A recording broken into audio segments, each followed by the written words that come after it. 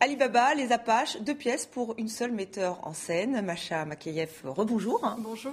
Alors la plus récente se joue en ce moment même à Marseille au Théâtre de la Criée. C'est votre théâtre maintenant. Il s'agit d'Ali Baba. Alors cette pièce s'inscrit dans le programme de Marseille, capitale européenne de la culture. TV5 Monde suit à fond cette actualité culturelle. Alors pourquoi avoir choisi ce héros si familier? Vous trouvez qu'il ressemble à Marseille dans son côté cosmopolite, Ali Baba? Oui, c'est-à-dire quand on est à Marseille, on sent immédiatement l'idée du destin. On sent tout de suite qu'on vient d'un ailleurs, qu'on est dans la fragilité de l'existence et que tout d'un coup, peut-être le sort vous désigne et vous désigne comme devant avoir un grand destin. Et Ali Baba, c'est ça, c'est un personnage qu'on croise comme ça dans la rue, à Marseille, partout, et qui tout d'un coup va recevoir un cadeau du ciel. Et c'est la métamorphose de cet homme qui devient une espèce de nouveau riche, mais qui aussi voit le monde se métamorphoser autour de lui. Et ça exacerbe évidemment les convoitises, dans les mille et une nuits, il y a toutes sortes de sentiments tout à fait transgressifs. Ça, c'est très important. Et ce qui est original, c'est qu'il est ferrailleur, en fait. Donc, il y a vraiment un côté très contemporain, lié vraiment à Marseille, à la vie d'aujourd'hui. Tout à fait. Mais de l'autre, vous avez fait appel à un grand spécialiste, à un historien palestinien. Il fallait rester fidèle à cette tradition du conte, à l'esprit même du Absolument. conte. Il y avait cette idée du merveilleux des mille et une nuits, qui est un corpus littéraire très particulier, qui vient de la Perse, qui ensuite passe par la langue arabe et qui devient universelle grâce à la langue française. Et ces 3 mouvements de la langue, on les retrouve au fond comme dans les rues de Marseille, dans le spectacle. C'est-à-dire, il y a la langue persane, la langue arabe, et Elias Sambar, bien sûr, m'a accompagné dans cette adaptation, et surtout a nourri tout ça, a nourri mon imaginaire de cette culture arabe qu'il connaît évidemment parfaitement. Alors Ali Baba, c'est à voir donc en ce moment à Marseille, mais ça sera aussi, on verra la captation sur TV5 Monde pour tous ceux qui ne pourront pas aller à Marseille et qui ne pourront pas assister, parce qu'il y a une tournée ensuite.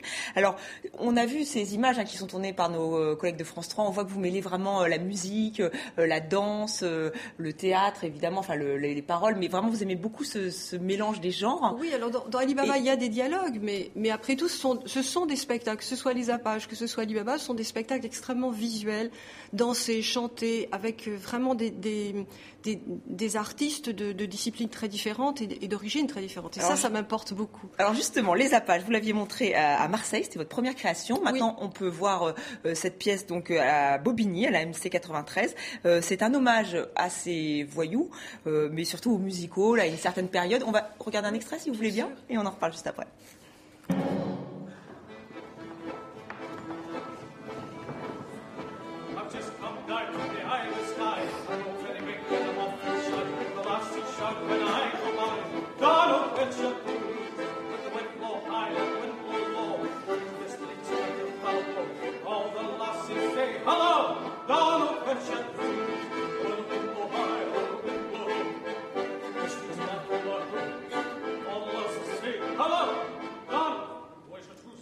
Alors là, on n'est plus du tout dans le conte, dans le verbe. Là, vous privilégiez la musique, les images visuelles et aussi le corps. Il y a vraiment un travail du corps avec vous. Et oui, parce que en fait, c'est la fascination entre les artistes et ces voyous. Et sans arrêt, le musical se nourrit de cela. Et donc, ces voyous étaient eux-mêmes des espèces de dandys. Ils avaient des postures, ils avaient des gestuels. Et les artistes en sont inspirés. Donc ça, ce qui m'apporte aussi, c'est la fameuse danse apache, c'est-à-dire la mise en œuvre de ce rapport, ce conflit homme-femme qui passait dans la scène. Et puis, c'est un lieu qu'on réveille, qui est à la fois le lieu du musical, comme un musical d'effet, qui reprend vie, et en même temps ce qu'on appelle le Nickelodeon, c'est-à-dire un endroit où le premier cinéma a lieu. Et ce sont les mêmes artistes, ce sont ces artistes de musical extrêmement fragiles, qui avaient des vies très compliquées, on voit ça dans La Vagabonde de Colette par exemple, et qui vont inventer le premier cinéma. Et le premier cinéma, c'est un art extrêmement fragile, populaire, et voilà que ça se passe au même endroit. Et donc moi j'ai réveillé ça. Et vous dites que c'est une pièce qui était vraiment importante pour vous, justement. Oui. Vous avez réveillé ça, vous avez retrouvé des fantômes. Oui. Pourquoi cette fascination pour les Apaches ? Cette fascination pour, au fond, la fragilité des existences d'artistes. Et à cette époque-là, c'est-à-dire dans les années 20, ils étaient particulièrement comme des funambules toujours. Leur vie tenait à rien, à un numéro, à un filet de voix, à quelque chose d'extrêmement précieux, un moment de virtuosité qui faisait que toute leur vie allait avoir du sens. Et puis, il y a toujours un rêve dans la vie d'artiste, c'est-à-dire d'un ailleurs. Et là, pour eux, c'est de traverser l'océan. Alors, on a tous un océan à traverser quand on est artiste. Et eux, ils ont envie d'aller de l'autre côté, ils rêvent de l'Amérique. Mais tout ça se passe toujours sur cette espèce d'îlot, cette espèce de radeau très fragile qu'est ce petit music hall.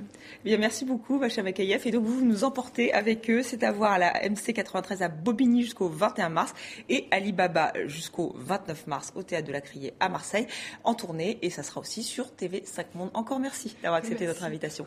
Et nous allons d'ailleurs rendre hommage à un artiste. Une pensée donc pour le cinéaste espagnol Bigas Luna. Il avait révélé des acteurs comme Javier Bardem ou Penélope Cruz. On se souvient du truculent Ramon, Lola ou Macho. Le réalisateur catalan est mort des suites d'un cancer. Il avait 67 ans. Et c'est la fin de ce journal. Merci à vous de l'avoir suivi. Excellente suite de programme sur TV5 Monde.